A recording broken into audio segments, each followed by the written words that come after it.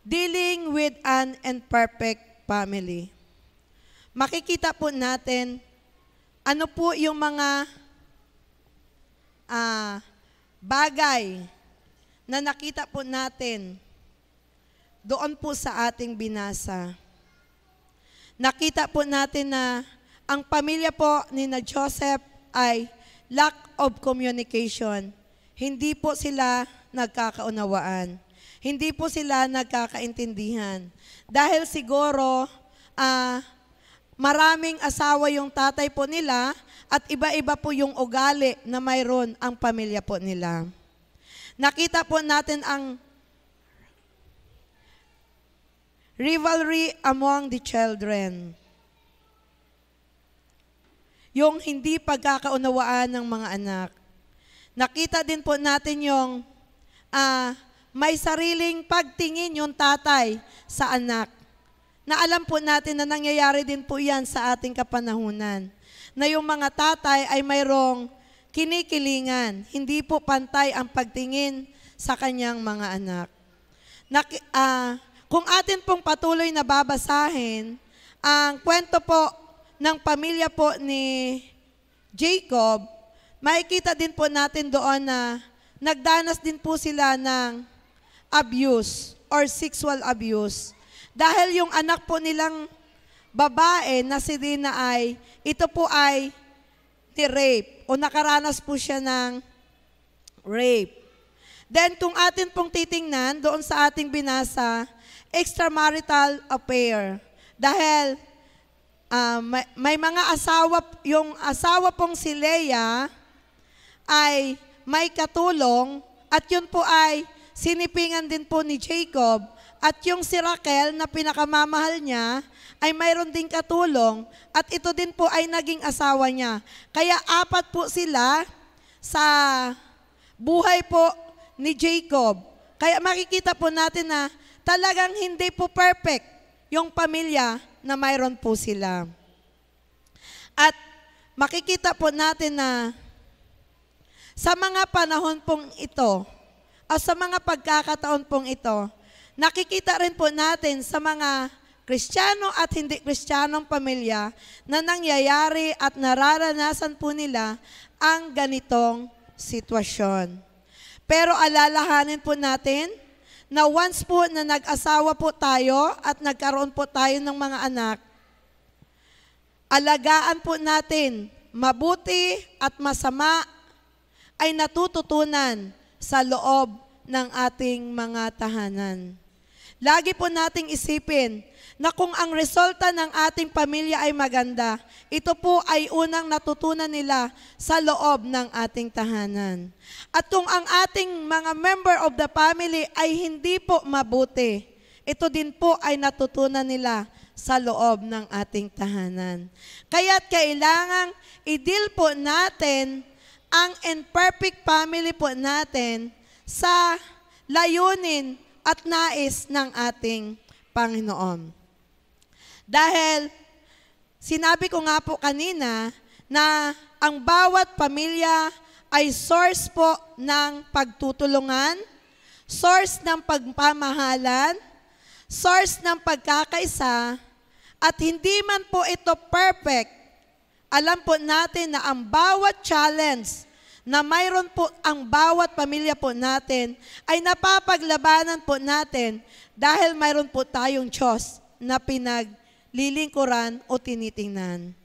At dito po papasok yung sabi sa Romans 3:23 na, "For all have sinned and fall short of the glory of God." Lahat po ay nagkasala at walang nakaabot sa pamantayan ng ating Panginoon. At kung ang lagi po nating titingnan ay ang salita po ng ito na ang lahat ay nagkasala at walang makakaabot sa pamantayan ng ating Panginoon, ano po yung purpose na ginawa ng ating Panginoon? Nang siya ay pinako sa cross at tinubos yung ating mga kasalanan. Di ba yun yung napakalaking pag-ibig na kailangang makita natin bilang mga Kristiyano o bilang mga mananampalataya na titingnan po natin at gagawin po natin yung mabuti para sa ating pamilya. Kaya una po, sa dealing po ng with an imperfect family, dapat po malaman po natin o makilala po natin all acknowledging imperfection. Diba? Alam po natin na bawat isa sa atin ay hindi perfect. Sa bawat individual, ang nanay hindi perfect, ang tatay hindi perfect, ang mga anak hindi perfect, ang mga biyanan po natin, ang mga lolo at lola po natin hindi perfect. Dahil bawat individual po sa atin ay may kanya-kanya po tayong ugali na tinataglay. Kaya sa kabila po ng imperfection o sa kabila po ng hindi perfect, tiyakin po natin o alamin po natin na lahat po ito ay totoong nangyayari. Sa ayaw at sa gusto po natin, nagaganap ito sa loob ng ating tahanan. Kaya i-acknowledge po natin kung ano yung kahinaan ng ating asawa, ng ating mga magulang, ng ating mga anak, upang maiwasan po yung misunderstanding, maiwasan yung conflict, at makita po natin yung pagkakaiba-iba sa loob ng ating tahanan. At pag nakita po natin ito, pag napag-aralan po natin ito, pag natanggap po natin ito, alam po natin na magiging mabuti po ang ating tahanan. Sa Ecclesiastes chapter 7 verse 20, sabi po dito, tunay na walang matuwid sa lupa na gumagawa ng mabuti at hindi nagkakasala. Alam po natin lahat na totoo po ang sinasabi po ng banal na kasulatan na walang matuwid dito sa lupa na gumagawa ng mabuti at hindi nagkakasala. Kahit sikapin po natin araw-araw, pagising po natin, sabihin po natin sa ating Panginoon na, Lord, itama mo ang daraanan ko, ituwid mo ang landas na gusto ko ngayong araw.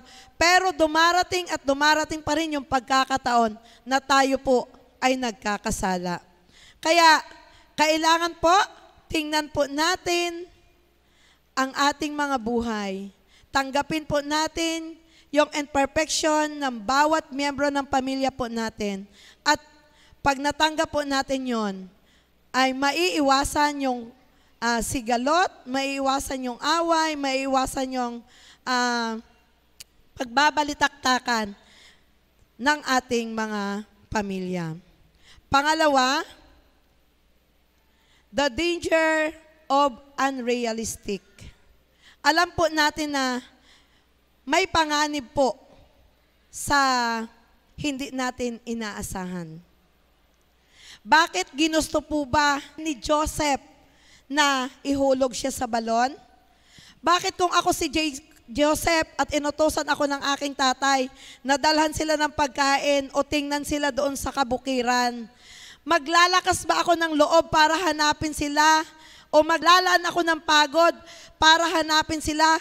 Kung alam ko naman na ako ay kanilang papatayin, kung alam ko naman na ako'y kanilang pahihirapan, kung alam ko naman na ako'y kanilang ibibinta, di ba hindi? Pero nakita po natin na ang panganib ay hindi natin inaasahan lagi. Lagi po nating tingnan na sa bawat ine-expect po natin na maganda, pag ito po ay hindi natin hiningi sa ating Panginoon, may pagbagsak po talaga na nangyayari. Kaya, para hindi po mangyari ang bawat panganib sa ating mga buhay o sa ating pamilya, e-expect po natin lagi na ang Diyos ang gagawa at kikilos sa atin. Dahil alam po natin na kung ano po yung ine-expect natin na pwedeng gawin natin na hindi natin isinangguni sa ating Panginoon, baka ito po yung mag-lead sa atin ng disappointment. Baka po mapahamak po tayo, baka po sumama yung ating loob, baka po mag-cause pa ito ng kamatayan natin dahil ang hangad po natin ay yung malamangan o ang hangad po natin ay malampasan yung mga tao na iniidolo po natin. Iwasan din po natin na tumingin doon sa mga pamilya na feeling po natin ay perfect. Dahil baka iniisip lang natin na perfect sila dahil minsan lang natin sila nakikita. Pero pag nandoon naman tayo sa kanilang tahanan at kasama natin sila 24/7, baka sabihin po natin na unperfect or imperfect family din pala sila. Para hindi po natin ma-compare kung ano yung pamilya natin ngayon sa pamilya po natin, sa pamilya po nila. Kaya tingnan po natin yung mga panganib na pwedeng mangyari sa atin kung hahayaan po natin yung mga expectation natin sa ating mga buhay. Dapat yung expectation natin sa ating pamilya ay ibigay natin sa Panginoon yung ating mga anak, yung ating asawa, yung ating iniisip, yung ating lahat ng mga gusto po natin. Huwag po yung sarili po nating kagustuhan. Sa Matthew chapter 5, verse 48, sabi po dito, kayo nga ay nagpapakasakdal na gaya ng inyong ama sa kalangitan na sakdal. Kaya, sinasabi po sa atin ng verse na ito na kailangan po na maging perfect tayo o maging maganda tayo sa harapan ng Panginoon dahil ang Diyos natin sa langit ay perfect. Kailangan po na makita sa atin na tayo ay nag-grow, na kahit po sa imperfect family na nararanasan natin, makita pa rin sa atin na tayo ay lumalago dahil tinubos tayo ng ating Panginoon. Number 3, extending grace.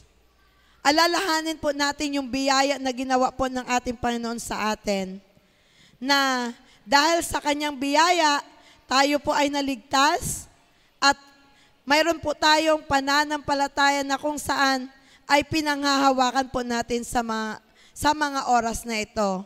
Dahil alam po natin na ang pag-ibig ng Panginoon ay unconditional love. Sabi nga kanina ni Ate Lac, pag tayo ay nagpatawad, ay forgive and forget. Kakalimutan na po natin. Hindi na natin babalik-balikan pa o kundi titingnan po natin na once na nag-release na po tayo, pakawalan na po natin, iwanan na po natin, wag na po nating babalik-balikan. Then, makikita po natin na sa pamamagitan ng extending grace, ay makikita po natin at maaalala po natin yung biyaya na nalalasa po natin sa kasalukuyan. Ano po yung mga biyaya na nalalasa po natin ngayon? 'Di ba? Nakikita po natin na masaya ang ating pamilya sa kabila ng mga imperfection. Nakikita po natin na lumalago naman yung pamilya natin sa kabila ng hindi ito perfect. At nananatili po tayo na nagmamahalan sa kabila ng mga kakulangan po natin. Dahil tayo po ay nagpapatawad at tinatanggap po natin yung kahinaan ng bawat isa at ibinibigay po natin kay Lord na siyang bahala na magpuno sa lahat ng kakulangang mayroon po tayo.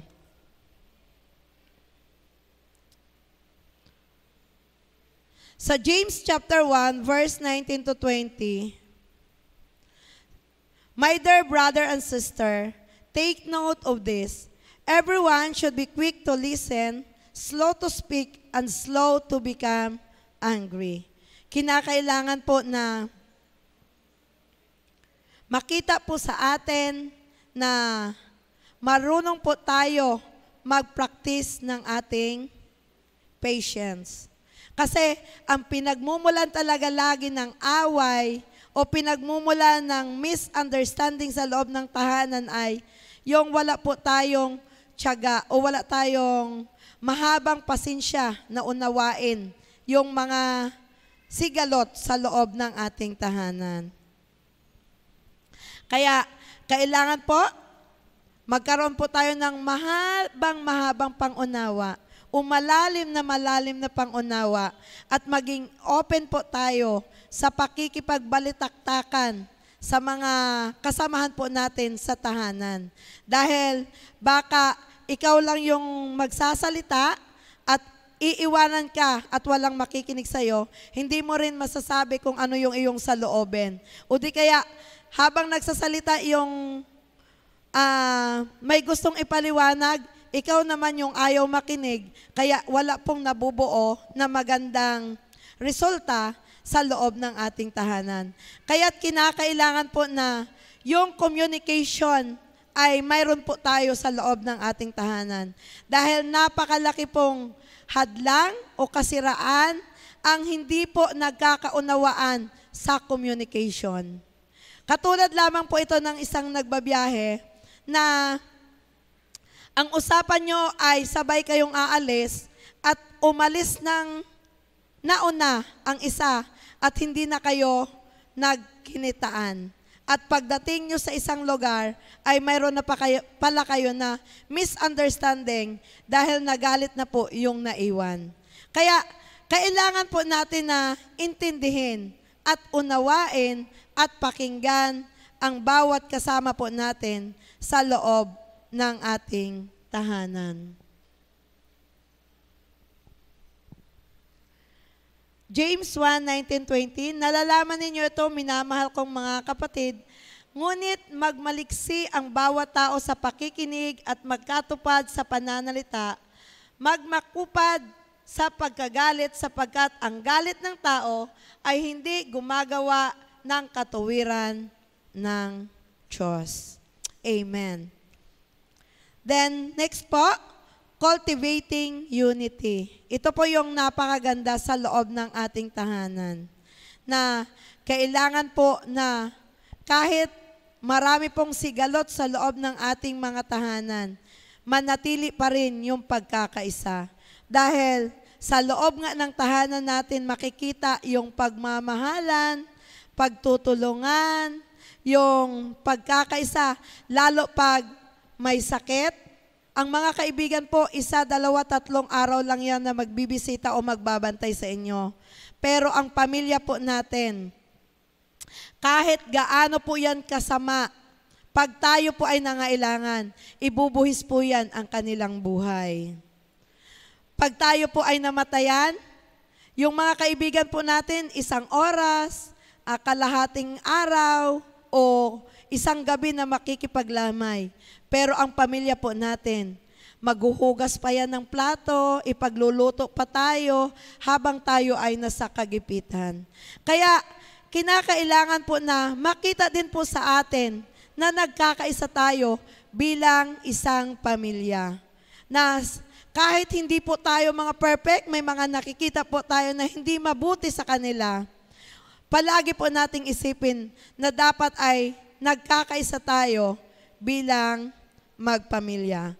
Ephesians chapter 4, verse 2-3, ng buong magpakumbabaan at kaamuan na may pagpapahinuhod na nangagbatahan kayo sa pag-ibig na pagsakitan ninyong ingatan ang pakikipag-isa sa Espiritu, tali ng kapayapaan. Makikita po natin na kailangan ay complete humble po tayo, gentle po tayo, at patient po tayo na unawain ang bawat isa ng puno ng pagmamahal. At yung bawat effort na ibinibigay po sa atin o yung effort na ibinibigay po natin sa kanila, makita po natin na tayo po ay nagkakaisa. Hindi lamang nagkakaisa dahil tayo ay magkapamilya, dahil binind po tayo ng Spirit ng ating Panginoon na puno ng kapayapaan. Then, ang bawat misunderstanding na ating nahaharap sa ating pamilya ay isipin lamang po natin na kailangang irespeto po natin yung mga imperfection po nila at punuin po natin ng pagmamahal sila sa kabila ng kanilang mga kakulangan. Last, kailangan pong natin ang fostering and empathy. Makiramay po tayo sa mga nangangailangan at alagaan din po natin yung mga kailangang alagaan. Dahil makikita po natin doon sa kwento na ating binasa, sa Genesis chapter 37, na never na nagalit si Joseph sa kanyang mga kapatid.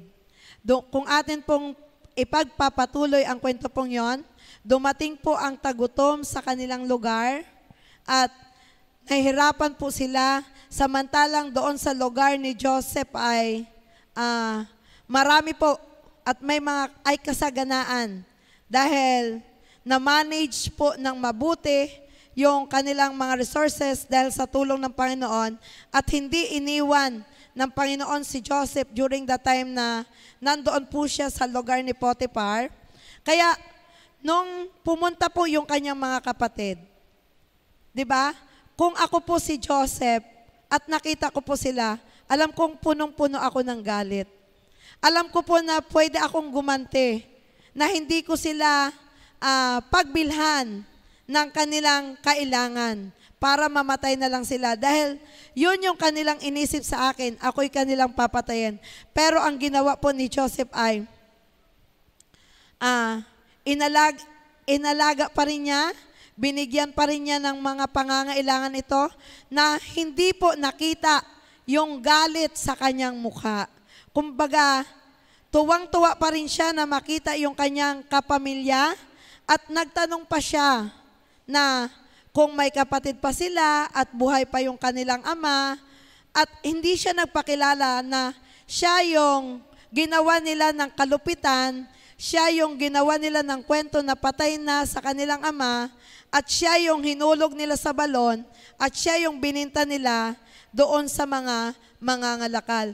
Wala po tayong makita na nagreklamo po siya dahil ang makikita po natin sa kanya ay tao na pinili ng Panginoon na puno ng pagmamalasakit at pagmamahal sa kanyang puso. Hindi po niya naisip na pag dumating ang panahon at magharap kami ng aking pamilya, ay sasabihin ko sa kanila na ako ito. Pero hindi po niya yon ginawa. Kundi natuwa po siya, nakita yung kanyang pamilya, at ipinakita pa rin niya yung pakikiramay o yung pagdamay sa pangangailangan ng kanyang pamilya. Kaya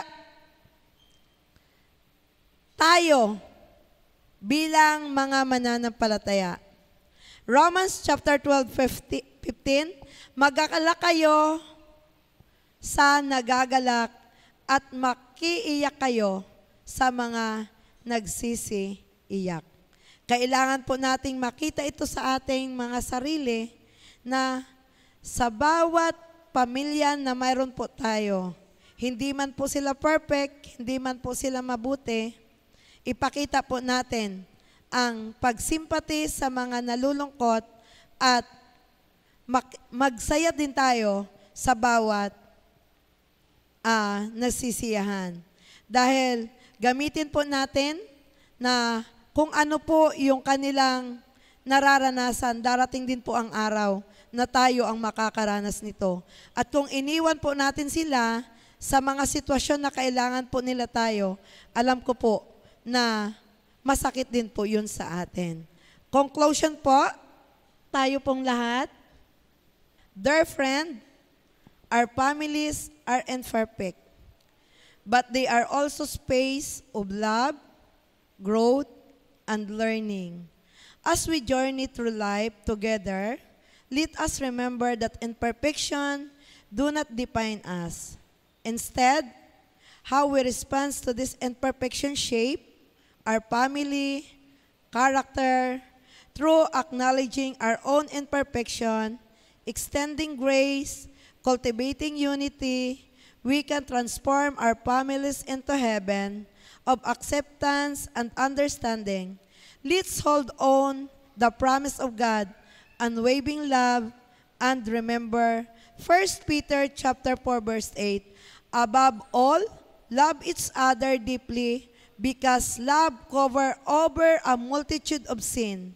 May we find strength and inspiration in this world as we navigate the beautiful yet imperfection journey of family life.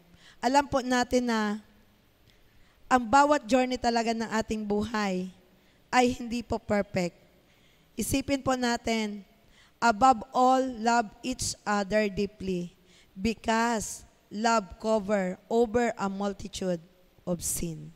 Magandang umaga po sa bawat isa.